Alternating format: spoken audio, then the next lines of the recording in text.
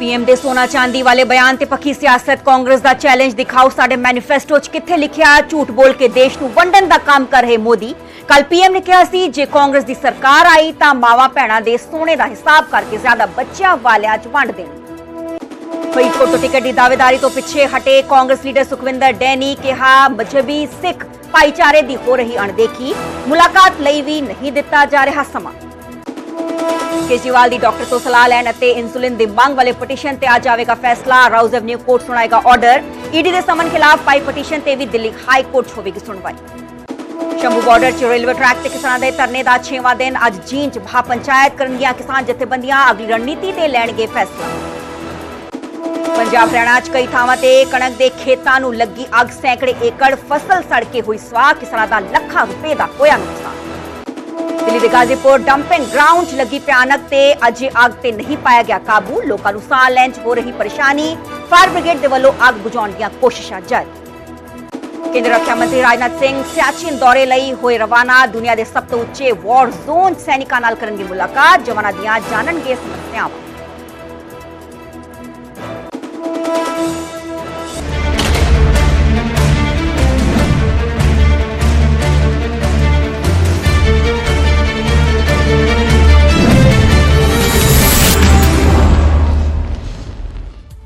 सत श्री अकाल जी मैं हां सरबजोत कौर न्यूज़ 18 पंजाब हरियाणा देख रहे सारे दर्शकों का स्वागत है बुलेटिन की शुरुआत करांगे गल करांगे लोक सभा चोणां दी जिन्हां दा आगाज हो चुका है पहले गेट की वोटिंग हो चुकी है ते इस दौरान वार पलटवार का सिलसिला लगातार जारी है ते पीएम नरेंद्र मोदी के बयान ते हुण कांग्रेस के वल्लों तिखा पलटवार किया गया है कांग्रेस ने कहा है कि पीएम मोदी ने मर्यादा लंघी है ते पीएम झूठ बोलन ते देश नूं वंडण दा काम कर रहे ने कांग्रेस का प्रधानमंत्री मोदी नूं चैलेंज है कि पीएम जो कह रहे हैं कि साडे मैनीफेस्टो च किथे लिखिया है झूठ परोस रहे ने पीएम मोदी ते कांग्रेस ने कहा है कि मैनीफेस्टो च मुसलमान हिंदू शब्द नहीं है पीएम नो सिर्फ हिंदू मुसलमान ही दिखता है कांग्रेस सिर्फ मुद्दों ते लड़ रही है ते लोकां नूं असल मुद्दों तो भटकाउणा चाहते ने पीएम नरेंद्र मोदी इस विचाले कांग्रेस ने कहा है कि भारत भटकेगा नहीं देश के लोग रोजगार परिवार और भविख लई वोट करेंगे दस के कल राजस्थान के बांसवाड़ा च रैली दौरान पीएम मोदी ने कांग्रेस के मैनीफेस्टो ते निशाने साधते हुए कहा सीगा कि कांग्रेस के अर्बन नक्सलियां दा कब्जा है पीएम ने कहा सीगा कि ये मावा भैणा दे सोने का हिसाब करेंगे ते ज्यादा बच्चे वालियां च वंड देंगे ये तुहाडा मंगलसूत्र भी बचन नहीं देंगे ते कांग्रेस का मैनीफेस्टो कह रहा है कि महिलावां दे सोने का हिसाब लवांगे फिर मुसलमाना च वंड देवांगे पिछली कांग्रेस सरकार ने कहा सीगा कि देश की संपत्ति दे पहला अधिकार मुसलमाना दा है देश की संपत्ति इकट्ठी करके मुसलमाना घुसपैठियां नूं वंड देंगे आ स्टेटमेंट पीएम नरेंद्र मोदी दे वल्लों दित्ती गई सी जदों कि एक रैली नूं संबोधन कर रहे थे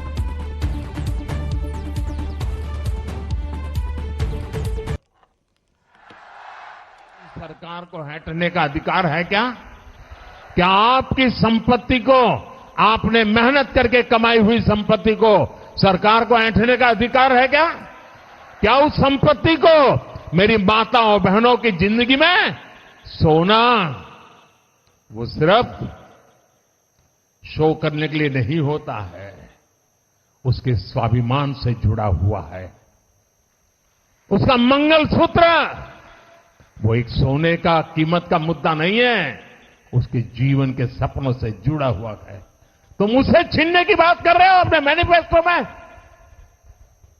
गोल्ड ले लेंगे सबको वितरित कर देंगे और पहले जब उनकी सरकार थी उन्होंने कहा था कि देश की संपत्ति पर पहला अधिकार मुसलमानों का है इसका मतलब ये संपत्ति इकट्ठी करके किसको बांटेंगे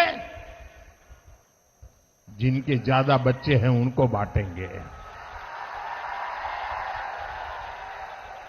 घुसपैठियों को बांटेंगे क्या आपकी मेहनत की कमाई का पैसा घुसपैठियों को दिया जाएगा आपको मंजूर है ये कांग्रेस का मैनिफेस्टो कह रहा है कि वो माताओं बहनों का सोने का हिसाब करेंगे उसकी जड़ती करेंगे जानकारी लेंगे और फिर उस संपत्ति को बांट देंगे और उनको बांटेंगे जिनको मनमोहन सिंह जी की सरकार ने कहा था कि संपत्ति पर पहला अधिकार मुसलमानों का है भाइयों बहनों ये अर्बन नक्सल की सोच मेरी माताओं बहनों ये आपका मंगलसूत्र भी बचने नहीं देंगे यहां तक जाएंगे, मैं कहने आया हूं। चल राहुल गांधी ਦੇ ਵੱਲੋਂ ਟਵੀਟ ਕੀਤਾ ਗਿਆ। ਰਾਹੁਲ ਗਾਂਧੀ ਨੇ ਪ੍ਰਧਾਨ ਮੰਤਰੀ ਨੂੰ ਜਵਾਬ ਦਿੰਦਾ ਸੋਸ਼ਲ ਮੀਡੀਆ ਤੇ ਲਿਖਿਆ ਹੈ ਕਿ ਪਹਿਲੇ ਗੇੜ ਦੀ VOTING 'ਚ ਨਿਰਾਸ਼ਾ ਹੱਥ ਲੱਗਣ ਤੋਂ ਬਾਅਦ ਨਰਿੰਦਰ ਮੋਦੀ ਦੇ ਝੂਠ ਦਾ ਪੱਧਰ ਇੰਨਾ ਡਿੱਗ ਗਿਆ ਹੈ ਕਿ ਘਬਰਾ ਕੇ ਉਹ ਜਨਤਾ ਨੂੰ ਮੁੱਦਿਆਂ ਤੋਂ ਭਟਕਾਉਣਾ ਚਾਹੁੰਦੇ ਨੇ। ਕਾਂਗਰਸ ਦੇ ਕ੍ਰਾਂਤੀਕਾਰੀ ਮੈਨੀਫੈਸਟੋ ਨੂੰ ਮਿਲ ਰਹੇ ਸਮਰਥਨ ਦੇ ਰੁਝਾਨ ਆਉਣੇ ਸ਼ੁਰੂ ਹੋ ਗਏ ਨੇ ਤੇ ਦੇਸ਼ ਹੁਣ ਆਪਣੇ ਮੁੱਦਿਆਂ ਤੇ ਵੋਟ ਕਰੇ। नरेंद्र मोदी जी, जिस दिन से चुनाव शुरू हुआ है आपको सिर्फ हिंदू, मुसलमान, मुस्लिम लीग, मुगल रूल, मीट, मुर्गा, मछली यही सब दिख रहा है।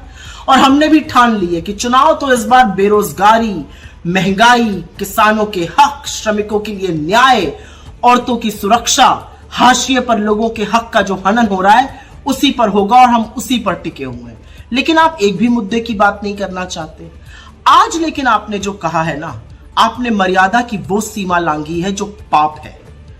मंगलसूत्र पे आपने बोला है, आपकी हिम्मत कैसे हुई मंगलसूत्र पर बोलने की? आपने कहा कि कांग्रेस के मैनिफेस्टो में लिखा है कि आपका मंगलसूत्र भी वो लोगों में बांट देंगे। कांग्रेस के मैनिफेस्टो में मैं चुनौती से आपसे कहती हूं, ऐसी कहां पर कौन सा मैनिफेस्टो आप पढ़ रहे हैं जिसमें ऐसी बात लिखी है? कहां लिखा है कि हम लोगों की संपत्ति लेकर बांट देंगे? किस तरह की बौखलाहट है ये कि आप निरंतर झूठ बोल रहे हैं? एक संप्रदाय को लेकर झूठ बोलते हैं, हमारे मैनिफेस्टो को लेकर झूठ बोलते हैं। देश के प्रधानमंत्री ने आज फिर झूठ बोला। एक चुनाव जीतने के लिए आप झूठ पे झूठ परोसते चले जाओगे जनता को। चलिए, आपकी गारंटियां झूठी, आपके जुमले झूठे, आपके वादे झूठे। अब देश को हिंदू मुसलमान के नाम पर आप झूठ परोस कर बांट रहे हैं। कांग्रेस के मैनिफेस्टो में कहीं भी, मैं ये चुनौती करता हूं प्रधानमंत्री को, कहीं मुसलमान या हिंदू कोई इस तरह का शब्द हो तो हमें बताएं और ये चुनौती स्वीकार करें, नहीं तो झूठ बोलना बंद करें। कांग्रेस के मैनिफेस्टो में न्याय की बात की है। न्याय नौजवानों के साथ, न्याय महिलाओं के साथ, न्याय आदिवासियों के साथ, न्याय श्रमिकों के साथ। उसमें प्रधानमंत्री को आपत्ति है। आपत्ति हो भी क्यों ना, ये हमारा न्याय पत्र प्रधानमंत्री को आईना दिखाता है और उनके 10 साल के कृत्य दिखाता है। ये पूरे 10 साल इन्होंने हिंदू मुसलमान करके खत्म कर दिए और अब फिर से चुनाव में आए हैं हिंदू मुसलमान लेकर। शर्म आनी चाहिए प्रधानमंत्री को। झूठ बोलने में भी शर्म आनी चाहिए और इस तरह से देश को बांटने में भी शर्म आनी चाहिए। और मैं फिर से चुनौती देता हूं, हमारा मैनिफेस्टो, प्रधानमंत्री जी आपको धन्यवाद।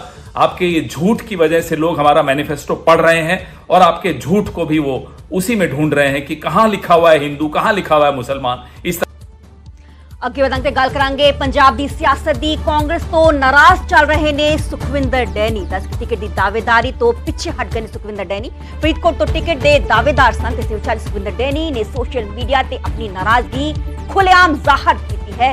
ਸੁਖਵਿੰਦਰ ਡੈਨੀ ਨੇ ਲਿਖਿਆ ਕਿ ਮਜ਼ਹਬੀ ਸਿੱਖ ਭਾਈਚਾਰੇ ਦੀ ਅਣਦੇਖੀ ਕੀਤੀ ਜਾ ਰਹੀ ਹੈ। ਡੈਨੀ ਨੇ ਸਾਬਕਾ CM ਚੰਨੀ ਤੇ ਵੀ ਤਿੱਖੇ ਸ਼ਬਦੀ ਨਿਸ਼ਾਨੇ ਸਾਧੇ ਨੇ ਤੇ ਡੈਨੀ ਨੇ ਕਿਹਾ ਕਿ ਮੈਂ ਆਪਣੇ ਭਾਈਚਾਰੇ ਨਾਲ ਖੜਾ।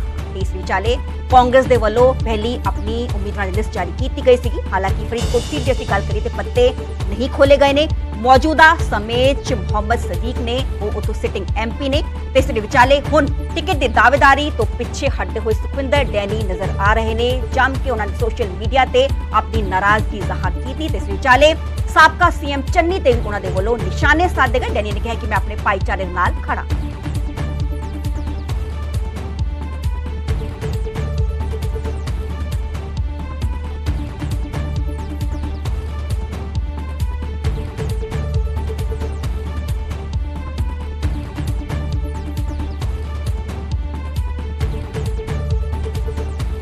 ਵਿਚਾਰੇ ਆਓ ਤੁਹਾਨੂੰ ਸੁਣਾਣੇ ਸਾਡੇ ਸਹਿਯੋਗੀ ਪੰਕਜ ਕਪਾਹੀ ਦੇ ਵੱਲੋਂ ਜੋ ਨਾਰਾਜ਼ ਚੱਲ ਰਹੇ ਨੇ ਸੁਖਵਿੰਦਰ ਡੈਨੀ, ਉਹਨਾਂ ਦੇ ਨਾਲ ਫੋਨ ਤੇ ਗੱਲਬਾਤ ਕੀਤੀ।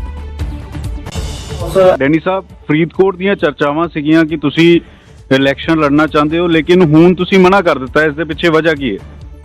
ਕਪਾਹੀ ਸਾਹਿਬ, ਇੱਕ ਤੋਂ ਇਸ਼ੂ ਸੀਗੇ ਜਿਹੜੇ 3-4 ਦਿਨ ਤੋਂ ਬਾਰ-ਬਾਰ ਜਿਹੜੇ ਹੈ ਉਹ ਮੇਰੇ ਮਨ ਦੇ ਉੱਪਰ ਜਿਹੜੇ ਸੀਗੇ ਬਾਰ-ਬਾਰ ਆ ਰਿਹਾ ਸੀਗਾ ਔਰ ਮੈਂ party high command PCC president ਰਾਜਾ ਨੂੰ ਲੈਟਰ ਲਿਖਿਆ ਸੀਗਾ ਜੀ ਕਿ ਇੱਕ ਇੰਪੋਰਟੈਂਟ ਔਰ ਸੀਰੀਅਸ ਇਸ਼ੂ ਹੈ। ਮੇਰੇ ਕੋਲ 3-4 ਦਿਨ ਪਹਿਲਾਂ ਸਾਡੀ ਕਮਿਊਨਿਟੀ ਮਜਬੀ ਸਿੱਖ ਔਰ ਵਾਲਮੀਕ ਕਮਿਊਨਿਟੀ ਦੇ ਸਾਡੇ ਸਾਥੀ ਸੰਸਥਾਵਾਂ ਆਈਆਂ ਸਨ। ਉਹਨਾਂ ਨੇ ਇਹ ਗੱਲ ਰੱਖੀ ਸੀਗੀ ਕਿ ਸਾਨੂੰ 1975 ਦੇ ਵਿੱਚ ਜਿਹੜੀ ਕਾਂਗਰਸ ਦੀ ਉਸ ਵੇਲੇ ਦੀ ਗਵਰਨਮੈਂਟ ਸੀਗੀ, ਪਾਰਟੀ ਕਾਂਗਰਸ ਦੀ ਸਰਕਾਰ ਹਾਈ ਕਮਾਂਡ ਔਰ ਗਿਆਨੀ ਜੈਲ ਸਿੰਘ ਜੀ ਨੇ ਸਾਨੂੰ ਰਿਜ਼ਰਵੇਸ਼ਨ ਦਿੱਤੀ ਸੀ ਦੋਨਾਂ ਸਮਾਜਾਂ ਦੇ ਵਿੱਚ। ਵੰਡ ਕੇ ਸਾਰੇ ਐਸਸੀਜ਼ ਨੂੰ 12.5% ਮਜਬੀ ਸਿੱਖ ਔਰ ਵਾਲਮੀਕ ਕਮਿਊਨਿਟੀ ਦੇ ਸਾਡੇ ਸਾਥੀ ਉਹਨਾਂ ਨੂੰ ਦਿੱਤਾ ਗਿਆ ਸੀਗਾ, ਔਰ 12.5% ਹੀ ਜਿਹੜੇ ਸਾਡੇ ਦੂਸਰੇ ਭਰਾ ਨੇ ਰਵਿਦਾਸ ਰਮਦਾਸੀਆ ਕਮਿਊਨਿਟੀ ਤੋਂ ਔਰ ਅਦਰ ਐਸਸੀਜ਼ ਆਉਂਦੇ ਨੇ ਉਹਨਾਂ ਨੂੰ ਦਿੱਤਾ ਗਿਆ ਸੀਗਾ ਜੀ। ਦੋਨਾਂ ਦੀ ਬਰਾਬਰ ਵੰਡ ਹੋਈ ਸੀਗੀ ਰਿਜ਼ਰਵੇਸ਼ਨ ਦੀ। 12.5% ਕੋਟਾ ਨਿਸ਼ਚਿਤ ਕੀਤਾ ਗਿਆ ਸੀਗਾ, ਤੈਅ ਕੀਤਾ ਗਿਆ ਸੀਗਾ ਜੀ। ਉਸ ਤੋਂ ਬਾਅਦ ਫਿਰ ਹੁਣ ਦੂਸਰੇ ਸਾਈਡ ਤੋਂ ਦੂਸਰੇ ਭਾਈਚਾਰੇ ਵੱਲੋਂ ਜਿਹੜਾ ਹੈ ਉਹ ਕੋਰਟ ਦੇ ਵਿੱਚ ਕੇਸ ਫਾਈਲ ਕੀਤਾ ਗਿਆ ਕਿ ਜਿਹੜੀ ਇਹ ਰਿਜ਼ਰਵੇਸ਼ਨ ਹੈ ਵਿਦਿਨ ਰਿਜ਼ਰਵੇਸ਼ਨ ਜਿਹੜੀ ਮਜਬੀ ਸਿੱਖ ਔਰ ਵਾਲਮੀਕ ਦੀ ਹੈ ਇਹਨੂੰ ਖਤਮ ਕਰਕੇ ਓਪਨ ਕਰ ਦਿੱਤਾ ਜਾਏ ਸਾਰੀ। ਉਹਦੇ ਨਾਲ ਜਿਹੜਾ ਕੀ ਸੀਗਾ ਜਿਹੜੇ ਹਿੱਤ ਇਹਨਾਂ ਦੇ ਹੈ ਮਜਬੀ ਸਿੱਖ ਔਰ ਵਾਲਮੀਕ ਕਮਿਊਨਿਟੀ ਜਿਹੜੀ already which is the most down trodden section of the society ਜਿਹੜੀ ਜ਼ਿਆਦਾ ਓਪਰੈਸਡ ਹੈ ਔਰ ਸਪਰੈਸਡ ਹੈ ਜੀ, ਉਹ ਗਰੀਬੀ ਔਰ ਗੁਰਬਤ ਤੋਂ ਹੋਰ ਹੇਠਾਂ ਦੇ ਥੱਲੇ ਲੈਵਲ ਔਰ ਸਾਡੇ ਬੱਚਿਆਂ ਦਾ ਇਸ ਕਮਿਊਨਿਟੀ ਦਾ ਜਿਹੜਾ ਭਵਿੱਖ ਹੈ ਉਹ ਖਤਰੇ 'ਚ ਪੈਣ ਦਾ ਵੱਡਾ ਡਰ ਹੈ ਜੀ। ਕਮਿਊਨਿਟੀ ਦੇ ਲੋਕ ਮੈਂਬਰ ਮੇਰੇ ਕੋਲ ਆਏ ਸਨ ਕਿ ਇਹ ਬਹੁਤ ਵੱਡਾ ਇਸ਼ੂ ਹੈ ਔਰ ਦੂਸਰੇ ਸਮਾਜ ਨੇ ਕਿਉਂਕਿ ਸਾਡੇ ਸਮਾਜ ਦੇ ਉੱਪਰ ਇਹ ਕੇਸ ਕਰ ਰੱਖਿਆ ਹੈ, ਅਸੀਂ ਚਾਹ ਕੇ ਵੀ ਇਹਨਾਂ ਦੀ ਜਿਹੜੀ ਹੈ ਫਿਰ ਉੱਥੇ ਉਹਨਾਂ ਸੀਟਾਂ ਦੇ ਉੱਪਰ ਮਦਦ ਨਹੀਂ ਕਰ ਸਕਦੇ, ਸਪੋਰਟ ਨਹੀਂ ਕਰ ਸਕਦੇ ਜੀ। Being a loyal soldier of the Congress party ਮੇਰੀ ਇਹ ਡਿਊਟੀ ਸੀਗੀ ਕਿ ਮੈਂ ਇਹ ਮਾਮਲਾ ਪਾਰਟੀ ਹਾਈ ਕਮਾਂਡ ਤੱਕ ਪਹੁੰਚਾਵਾਂ ਬਿਕੋਜ਼ ਆਈ ਵਾਂਟ ਕਿ my community should vote for Congress party ਜੀ। ਇਹਦਾ ਕੋਈ ਹੱਲ ਨਹੀਂ ਨਿਕਲਦਾ ਕਿਉਂਕਿ ਮੈਂ ਚੰਨੀ ਸਾਹਿਬ ਨੂੰ 6 ਮਹੀਨੇ ਪਹਿਲਾਂ ਵੀ ਸਾਡੀ ਮੀਟਿੰਗ ਹੋਈ ਸੀ ਚੰਡੀਗੜ੍ਹ ਦੇ ਵਿੱਚ, ਸਾਡੇ ਮਾਨਯੋਗ ਕੇ ਰਾਜੂ ਜੀ ਉਹ ਆਏ ਸੀਗੇ ਦਿੱਲੀ ਤੋਂ ਔਰ ਉਹਨਾਂ ਦੀ ਮੀਟਿੰਗ 'ਚ ਹਾਜ਼ਰੀ ਦੇ ਵਿੱਚ ਐਸਸੀ ਲੀਡਰਸ ਦੀ ਮੀਟਿੰਗ ਸੀ, ਉੱਥੇ ਵੀ ਇਹੋ ਹੀ ਬਾਰ-ਬਾਰ ਪ੍ਰਸ਼ਨ ਉੱਠੇ ਜੀ। ਚੰਨੀ ਸਾਹਿਬ ਨੇ ਇਸ ਬਾਰੇ ਗੱਲ ਕੀਤੀ ਸੀ ਔਰ ਉਹਨਾਂ ਵੱਲੋਂ ਮੈਨੂੰ ਭਰੋਸਾ ਦਿਵਾਇਆ ਗਿਆ ਸੀਗਾ ਕਿ ਮੈਂ ਜ਼ਰੂਰ ਇਹਦੇ ਬਾਰੇ ਜਿਹੜੀ ਗੱਲ ਹੈ ਉਹ ਕਰਾਂਗਾ ਕਿਉਂਕਿ ਮੈਂ ਕਿਹਾ ਸੀ ਚੰਨੀ ਸਾਹਿਬ ਤੁਹਾਡੇ ਬੱਚਿਆਂ ਦਾ ਭਵਿੱਖ ਔਰ ਸਾਡੇ ਸਮਾਜ ਦੇ ਬੱਚਿਆਂ ਦਾ ਭਵਿੱਖ ਸਾਰੇ ਐਸਸੀ ਸਮਾਜ ਜਿੰਨਾ ਪੰਜਾਬ ਦਾ 34-35% ਹੈ ਸਾਡੇ ਸਾਰੇ ਸਮਾਜ ਦੇ ਵਰਗਾਂ ਦੇ ਬੱਚਿਆਂ ਦਾ ਜਿਹੜਾ ਭਵਿੱਖ ਹੈ ਉਜਵਲ ਹੋਣਾ ਚਾਹੀਦਾ। ਰਲ ਕੇ ਸਾਰੇ ਭਰਾਵਾਂ ਵਾਂਗੂ ਅਸੀਂ ਗਰੋ ਕਰੀਏ, ਤੁਹਾਡੇ ਸਾਡੇ ਬੱਚੇ ਮਿਲ ਕੇ ਤਰੱਕੀ ਕਰਨ, ਇਹਦੇ ਵਿੱਚ ਹੀ ਮੇਰੀ ਇਹ ਜਿਹੜੀ ਇੱਛਾ ਹੈ ਔਰ ਮੈਂ ਉਹ ਆਸ ਔਰ ਉਮੀਦ ਕਰਦਾ ਕਿ ਤੁਹਾਡੀ ਇੱਛਾ ਵੀ ਇਹੋ ਹੀ ਹੋਏਗੀ। ਚੰਨੀ ਸਾਹਿਬ ਦਾ ਇਹ ਸੀਗਾ ਕਿ ਬਿਲਕੁਲ ਮੈਂ ਇਹਦੇ ਬਾਰੇ ਪ੍ਰਯਾਸ ਕਰਾਂਗਾ, ਮੈਨੂੰ ਭਰੋਸਾ ਦਿੱਤਾ ਗਿਆ ਸੀਗਾ। ਉਸ ਭਰੋਸੇ ਤੋਂ ਬਾਅਦ ਅੱਜ 6 ਮਹੀਨੇ ਬੀਤ ਗਏ, 7 ਮਹੀਨੇ ਬੀਤ ਗਏ। ਕਪਾਈ ਸਾਹਿਬ ਚੰਨੀ ਸਾਹਿਬ ਵੱਲੋਂ ਕੋਈ ਮਜਬੀ ਵਾਲਮੀਕ ਸਿੱਖ ਸਾਡੇ ਭਾਈਚਾਰੇ ਦੇ ਹਿੱਤਾਂ ਨੂੰ ਸੁਰੱਖਿਅਤ ਕਰਨ ਲਈ, ਬੱਚਿਆਂ ਦੇ ਸੁਰੱਖਿਅਤ ਕਰਨ ਲਈ ਕੋਈ ਉਹਨਾਂ ਵੱਲੋਂ ਕਦਮ, ਕੋਈ ਪਹਿਲ ਕਦਮੀ, ਕੋਈ ਐਫਰਟ ਨਹੀਂ ਕੀਤਾ ਗਿਆ। ਅੱਗੇ ਵਧਾਂਗੇ ਗੱਲ ਕਰਾਂਗੇ ਹਰਿਆਣਾ ਤੋਂ ਬੀਜੇਪੀ ਕੈਂਡੀਡੇਟ ਦੀ ਚੁਣਾਵੀ ਸਭਾ 'ਚ ਜ਼ਬਰਦਸਤ ਹੰਗਾਮਾ ਵੇਖਣ ਨੂੰ ਮਿਲਿਆ ਜਿੱਥੇ ਕਿ ਹਿਸਾਰ ਤੋਂ ਬੀਜੇਪੀ ਉਮੀਦਵਾਰ ਰਣਜੀਤ ਚੌਟਾਲਾ ਦੀ ਪਿੰਡ ਵਾਸੇ ਦੇ ਨਾਲ ਬਹਿਸਬਾਜ਼ੀ ਹੋਈ ਤੇ ਸਿੰਚਾਈ ਨਾਲਿਆਂ ਨੂੰ ਲੈ ਕੇ ਰਣਜੀਤ ਚੌਟਾਲਾ ਨੇ ਸਵਾਲ ਕੀਤਾ ਸੀਗਾ ਤੇ ਚੌਟਾਲਾ ਨੇ ਬੀਜੇਪੀ ਸਰਕਾਰ ਦੇ ਦੌਰਾਨ ਸਿੰਚਾਈ ਨਾਲ ਬਣਨ ਦਾ ਦਾਅਵਾ ਕੀਤਾ ਸੀਗਾ। ਇਸ ਦੇ ਵਿਚਾਲੇ ਪਿੰਡ ਵਾਸੀਆਂ ਦਾ ਨਾ ਵਾਲਾ ਜਵਾਬ ਸੁਣ ਕੇ ਰਣਜੀਤ ਚੌਟਾਲਾ ਭੜਕ ਗਏ ਤੇ ਨਾ ਕਰਨ ਵਾਲਿਆਂ ਨੂੰ ਸਭਾ 'ਚੋਂ ਬਾਹਰ ਜਾਣ ਲਈ ਵੀ ਆਖ ਦਿੱਤਾ। ਇਸ ਦੇ ਵਿਚਾਲੇ ਵੀਡੀਓ ਬਣਾ ਰਹੇ ਪਿੰਡ ਵਾਸੀ ਨਾਲ ਹਲਕੀ ਧੱਕਾ ਮੁੱਕੀ ਵੀ ਕੀਤੀ ਗਈ। ਰਣਜੀਤ ਚੌਟਾਲਾ ਨੇ ਕਿਹਾ ਕਿ ਜਿਸ ਨੂੰ ਵੋਟ ਦੇਣਾ ਹੈ ਦੇ ਦਿਓ ਪਰ ਵਿਵਾਦ ਨਾ ਕਰੋ। और रीड मॉडलिंग वाली स्कीम सरकार ने बनाई, उसमें एक खाल 2-2 करोड़ के भी बने हैं, 50 लाख का भी बना है, 70 लाख का भी बना है। 20 साल के पुराने टूटे खाल सरकार ने बनाए। बड़े हैं ना जी गाँव में, बड़े हैं ना गाँव में बने हैं। अरे यार तो रहने देना, तेरा एक आदमी है हरियाणा। अरे बात सुन, देखिए ऐसे बदतमीजी नहीं, हमने बड़े दिल से देखा चल बार एक आदमी बकवास करे जाना, क्या मतलब है तेरा? हम बेवकूफ है जो आ रहे सारे हरियाणा की लिस्ट निकाल के तो कल आ जाए साहब। ऐसे हर बात में बीच में बोलेगा नहीं, सोएंगे ये जबरदस्ती कर रहे हो क्या? है जबरदस्ती कर रहे मैं मेरी बात करने आया हूँ, आपको छोड़ो, जिसको वोट पसंद हो डाले हो? आप तो दबा रहे नहीं, जिसको वोट हो, आप तो दबा रहे हो।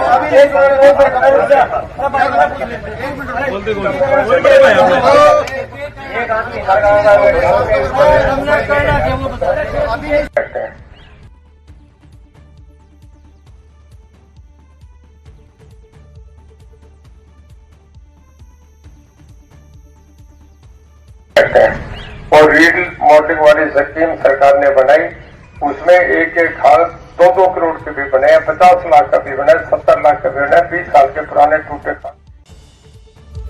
ਹੁਣ ਗੱਲ ਕਰਾਂਗੇ ਕਿਸਾਨਾਂ ਦੀ। ਸ਼ੰਭੂ ਚ ਰੇਲਵੇ ਟਰੈਕ ਤੇ ਕਿਸਾਨਾਂ ਦੇ ਧਰਨੇ ਦਾ ਅੱਜ 6ਵਾਂ ਦਿਨ ਹੈ ਤੇ ਅੱਜ ਝੀਂਝ ਮਹਾਪੰਚਾਇਤ ਕਰਨਗੀਆਂ ਕਿਸਾਨ ਜਥੇਬੰਦੀਆਂ, ਜਿਸ ਦੇ ਚਲਦੇ ਅਗਲੀ ਸਟ੍ਰੈਟਜੀ, ਅਗਲੀ ਰਣਨੀਤੀ ਤੇ ਫੈਸਲਾ ਲਿਆ ਜਾਵੇਗਾ। ਕਿਸਾਨ ਜਥੇਬੰਦੀਆਂ ਦੇ ਵੱਲੋਂ ਦੱਸ ਕੇ ਹਰਿਆਣਾ ਪੁਲਿਸ ਦੇ ਵੱਲੋਂ ਗ੍ਰਿਫਤਾਰ ਸਾਥੀਆਂ ਦੀ ਰਿਹਾਈ ਦੀ ਨਿਰੰਤਰ ਮੰਗ ਇਹਨਾਂ ਕਿਸਾਨ ਜਥੇਬੰਦੀਆਂ ਦੇ ਵੱਲੋਂ ਕੀਤੀ ਜਾ ਰਹੀ ਹੈ ਤੇ ਸ਼ੰਭੂ ਅਤੇ ਖਨੌਰੀ ਬਾਰਡਰ ਤੇ ਪ੍ਰਦਰਸ਼ਨ ਦੌਰਾਨ ਹਰਿਆਣਾ ਪੁਲਿਸ ਨੇ ਹਿਰਾਸਤ 'ਚ ਲਏ ਸੀਗੇ ਕੁਝ ਕਿਸਾਨ ਤੇ ਸ਼ੰਭੂ 'ਚ ਰੇਲਵੇ ਟਰੈਕ ਤੇ 17 ਅਪ੍ਰੈਲ ਤੋਂ ਧਰਨਾ ਦੇ ਰਹੇ ਨੇ। ਕਿਸਾਨ ਜਥੇਬੰਦੀਆਂ ਵਿਚਾਲੇ ਧਰਨੇ ਕਰਕੇ ਰੇਲ ਆਵਾਜਾਈ ਬੁਰੇ ਤਰੀਕੇ ਨਾਲ ਪ੍ਰਭਾਵਿਤ ਹੋਈ ਹੈ, ਠੱਪ ਹੋਈ ਹੈ। ਦੱਸ ਦਈਏ ਕਿ ਸ਼ੰਭੂ ਬਾਰਡਰ ਤੋਂ ਸੜਕੀ ਆਵਾਜਾਈ ਵੀ ਠੱਪ ਹੈ। 13 ਫਰਵਰੀ ਤੋਂ ਹੀ ਦਿੱਲੀ ਅੰਮ੍ਰਿਤਸਰ ਨੈਸ਼ਨਲ ਹਾਈਵੇ ਵੀ ਠੱਪ ਹੋ ਗਿਆ ਹੈ ਤੇ ਕਰੀਬ 70 ਦਿਨਾਂ ਤੋਂ ਕਿਸਾਨ ਜਥੇਬੰਦੀਆਂ ਧਰਨੇ ਤੇ ਬੈਠੀਆਂ ਹੋਈਆਂ ਨੇ ਤੇ ਅੱਜ ਮਹਾਪੰਚਾਇਤ ਹੋਣ ਜਾ ਰਹੀ ਹੈ ਤੇ ਅਗਲੀ ਰਣਨੀਤੀ, ਅਗਲੀ ਸਟ੍ਰੈਟਜੀ ਕਿਸਾਨ ਜਥੇਬੰਦੀਆਂ ਦੇ ਵੱਲੋਂ ਉਡੀਕੀ ਜਾਏਗੀ। ਹਾਲਾਂਕਿ ਨਿਰੰਤਰ ਇਹਨਾਂ ਦੇ ਵੱਲੋਂ ਮੰਗ ਕੀਤੀ ਜਾ ਰਹੀ ਹੈ ਕਿ ਜੋ ਕਿਸਾਨ ਹਿਰਾਸਤ 'ਚ ਲਏ ਗਏ ਸੀਗੇ ਉਹਨਾਂ ਨੂੰ ਰਿਹਾ ਕੀਤਾ ਜਾਏ। 6 ਦਿਨ ਪਹਿਲਾਂ ਜਦੋਂ ਆ ਧਰਨਾ ਲਗਾਇਆ ਸੀਗਾ ਤੇ ਉਸ ਵਿੱਚ ਪਟਿਆਲਾ ਪ੍ਰਸ਼ਾਸਨ ਨਾਲ ਗੱਲਬਾਤ ਹੋਈ ਸੀਗੀ, ਪਰ ਉਹ ਜੋ ਗੱਲਬਾਤ ਸੀਗੀ ਬੇਸਿੱਟਾ ਰਹੀ ਸੀ।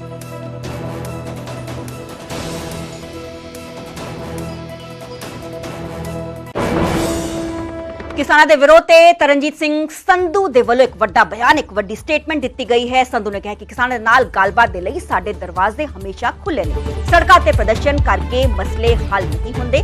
ਸੰਧੂ ਨੇ ਕਿਹਾ ਹੈ ਕਿ ਮਸਲੇ ਬੈਠ ਕੇ ਗੱਲਬਾਤ ਦੇ ਨਾਲ ਹੀ ਹੱਲ ਹੁੰਦੇ। ਗੱਲਬਾਤ ਦੇ ਲਈ ਅਸੀਂ ਹਮੇਸ਼ਾ ਤਿਆਰ ਹਾਂ। ਦੱਸਦੇ ਕਿ ਜਦੋਂ ਕਿ ਚੋਣ ਪ੍ਰਚਾਰ ਕੀਤਾ ਜਾਂਦਾ ਹੈ ਕਿਸੇ ਵੀ ਬੀਜੇਪੀ ਕੈਂਡੀਡੇਟ ਦੇ ਵੱਲੋਂ ਤੇ ਕਿਸਾਨ ਜਥੇਬੰਦੀਆਂ ਉੱਤੇ ਪਹੁੰਚ ਜਾਂਦੀਆਂ ਨੇ ਤੇ ਕਾਲੀਆਂ ਝੰਡੀਆਂ ਵਿਖਾ ਕੇ ਉਹਨਾਂ ਦਾ ਵਿਰੋਧ ਲਗਾਤਾਰ ਕੀਤਾ ਜਾਂਦਾ ਹੈ। ਇਸ ਵਿਚਾਲੇ ਪਰਮਪਾਲ ਕੌਰ ਜੋ ਕੈਂਡੀਡੇਟ ਨੇ ਬਠਿੰਡਾ ਤੋਂ, ਹੰਸਰਾਜ ਹੰਸ ਦੀ ਗੱਲ ਕਰੀਏ, ਇਸ ਵਿਚਾਲੇ ਦਿਨੇਸ਼ ਬੱਬੂ, ਤਰਨਜੀਤ ਸੰਧੂ ਤੋਂ तमाम ਕੈਂਡੀਡੇਟ ਨੇ ਬੀਜੇਪੀ ਦੇ ਜਦੋਂ ਵੀ ਚੋਣ ਪ੍ਰਚਾਰ ਕਰਨ ਲਈ ਜਾਂਦੇ ਨੇ ਤੇ ਕਿਸਾਨ ਜਥੇਬੰਦੀਆਂ ਦੇ ਵੱਲੋਂ ਉਹਨਾਂ ਦਾ ਨਿਰੰਤਰ ਵਿਰੋਧ ਕੀਤਾ ਜਾਂਦਾ ਹੈ। ਤੇ ਹੁਣ ਤਰਨਜੀਤ ਸੰਧੂ ਦੇ ਵੱਲੋਂ ਸਟੇਟਮੈਂਟ ਦਿੱਤੀ ਗਈ ਹੈ ਕਿ ਕਿਸਾਨ ਦੇ ਨਾਲ ਗੱਲਬਾਤ ਦੇ ਲਈ ਸਾਡੇ ਦਰਵਾਜ਼ੇ ਹਮੇਸ਼ਾ ਖੁੱਲੇ ਨੇ।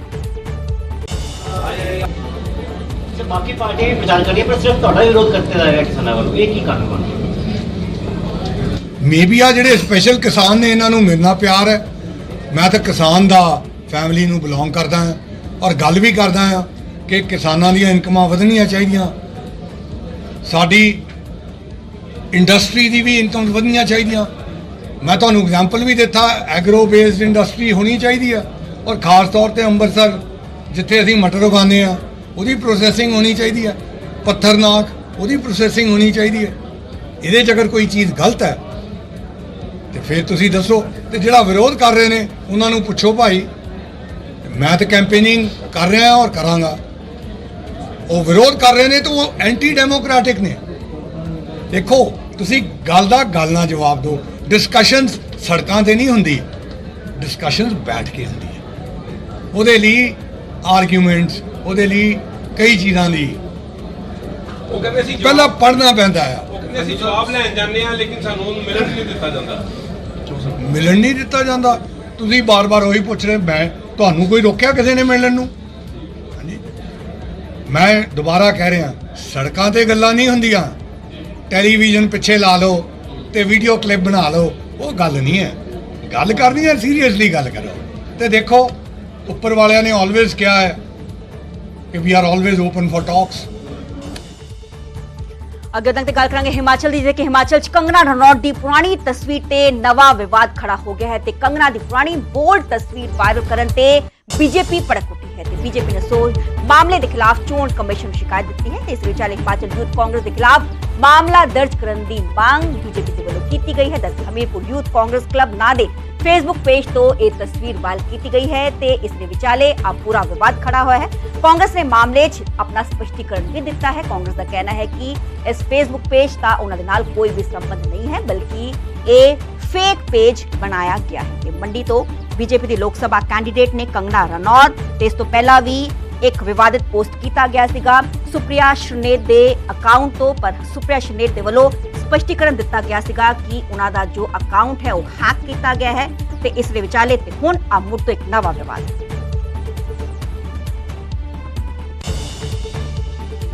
बहुत नीचे के स्तर पर कैंपेन को लेकर के ऐसी बातें करने की कोशिश कर रही हैं, ऐसा लगता है कि उनके पास मुद्दा ही नहीं है। बातें तो कह रहे हैं कि हिमाचल प्रदेश में 15 महीने में सुक्खू जी की सरकार ने बहुत काम किया, विकास किया, लेकिन मुद्दों पर बात नहीं करके ऐसी बातें कर रहे हैं जो आज विशेष तौर से कांग्रेस के एक पदाधिकारी ने हमीरपुर से सोशल मीडिया में, जो भारतीय जनता पार्टी के मंडी की हमारी प्रत्याशी है कंगना जी, उनके ऊपर जिस प्रकार से टिप्पणी करते हुए उनके फोटो डाले हैं। हमने इलेक्शन कमीशन के साथ भी वो मामला उठाया है, कंप्लेंट की है, शिकायत की है, लेकिन बार बार शिकायत करने के बावजूद भी कांग्रेस के नेता महिलाओं का अपमान करने से रुक नहीं रहे। ਆਪ ਸੁਪਰੀਮੋ ਅਰਵਿੰਦ ਕੇਜਰੀਵਾਲ ਦੀ ਪਟੀਸ਼ਨ ਤੇ ਅੱਜ ਫੈਸਲਾ ਸੁਣਾਇਆ ਜਾਏਗਾ। ਦੱਸਦੇ ਡਾਕਟਰਸ ਤੋਂ ਸਲਾਹ ਲੈਣ ਅਤੇ ਇਨਸੂਲਿਨ ਦੀ ਮੰਗ ਵਾਲੀ ਪਟੀਸ਼ਨ ਤੇ ਦਿੱਲੀ ਦੀ ਰਾਉਜ਼ ਐਵਨਿਊ ਕੋਰਟ ਅੱਜ ਫੈਸਲਾ ਸੁਣਾਏਗੀ। ਪਿਛਲੀ ਸੁਣਵਾਈ ਤੇ ਫੈਸਲਾ ਸੁਰੱਖਿਅਤ ਰੱਖ ਲਿਆ ਗਿਆ ਸੀਗਾ ਤੇ ਕੋਰਟ ਨੇ ਈਡੀ ਅਤੇ ਜੇਲ੍ਹ ਅਥਾਰਟੀ ਤੋਂ ਜਵਾਬ ਮੰਗਿਆ ਹੈ। ਦੱਸਦੇ ਪਿਛਲੀ ਸੁਣਵਾਈ ਦੇ ਦੌਰਾਨ ਕੇਜਰੀਵਾਲ ਦੇ ਵਕੀਲ ਨੇ ਕਿਹਾ ਸੀਗਾ ਕਿ ਕੇਜਰੀਵਾਲ ਨੂੰ 48 ਵਾਰ ਘਰ ਦਾ ਖਾਣਾ ਭੇਜਿਆ ਗਿਆ ਹੈ, ਜਿਸ ਸਿਰਫ 3 ਵਾਰ ਹੀ ਅੰਬ ਭੇਜੇ ਗਏ ਨੇ। ਈਡੀ ਨੇ ਮੀਡੀਆ ਟ੍ਰਾਇਲ ਕਰਨ ਦੀ ਕੋਸ਼ਿਸ਼ ਕੀਤੀ। ਵਕੀਲ ਨੇ ਕਿਹਾ ਹੈ ਕਿ ਸਿਰਫ ਡਾਕਟਰਸ ਦੇ ਨਾਲ 15 ਮਿੰਟ ਵੀਡੀਓ ਕਾਨਫਰੰਸਿੰਗ ਦੀ ਮੰਗ ਕਰ ਰਹੇ ਹਾਂ ਤੇ ਕੇਜਰੀਵਾਲ ਦੀ ਡਾਕਟਰ ਨਾਲ ਵੀਡੀਓ ਕਾਨਫਰੰਸਿੰਗ ਦੀ ਮੰਗ ਦਾ ਜੇਲ੍ਹ ਪ੍ਰਸ਼ਾਸਨ ਨੇ ਵਿਰੋਧ ਕੀਤਾ ਸੀਗਾ ਤੇ ਕਿਹਾ ਸੀਗਾ ਕਿ ਤਿਹਾੜ ਜੇਲ੍ਹ ਅੰਦਰ ਕੇਜਰੀਵਾਲ ਨੂੰ ਪੂਰੀਆਂ ਮੈਡੀਕਲ ਫੈਸਿਲਿਟੀਜ਼ ਦਿੱਤੀਆਂ ਜਾ ਰਹੀਆਂ ਨੇ। ਇਸ ਤੋਂ ਇਲਾਵਾ ਈਡੀ ਦੇ ਸੰਮਨ ਖਿਲਾਫ ਪਾਈ ਪਟੀਸ਼ਨ ਤੇ ਵੀ ਦਿੱਲੀ ਹਾਈ ਕੋਰਟ 'ਚ ਅੱਜ ਫੈਸਲਾ ਸੁਣਾਇਆ ਜਾਏਗਾ।